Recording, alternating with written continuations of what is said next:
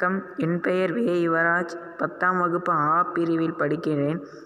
தற்போது ஆர்ட் எஜுகேஷனில் கரகாட்டத்தைப் பற்றிய தெளிவுரை கூற உள்ளேன். கரகாட்டம் பன்னோடு காலமாக மக்களால் விரும்பப்படும் கலைகளில் ஒன்றே கரகாட்டம்.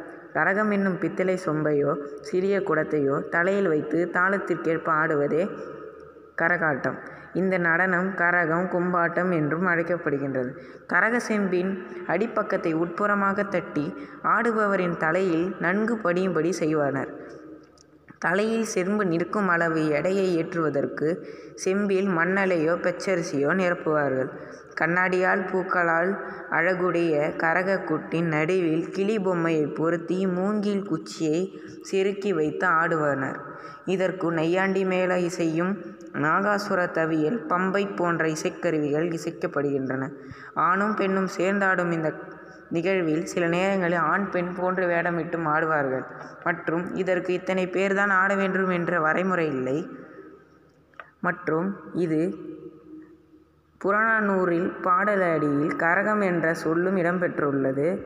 மற்றும் சிலப்பதிகாரத்தின் மாதவி ஆடிய 11 வகையை ஆடலாகில் குடங்குத்து என்ற ஆடலும் குறிப்பிட்டு இருக்கின்றது. இவை கரகாட்டத்தின் தொடக்கமாகவும் இருக்கலாம்.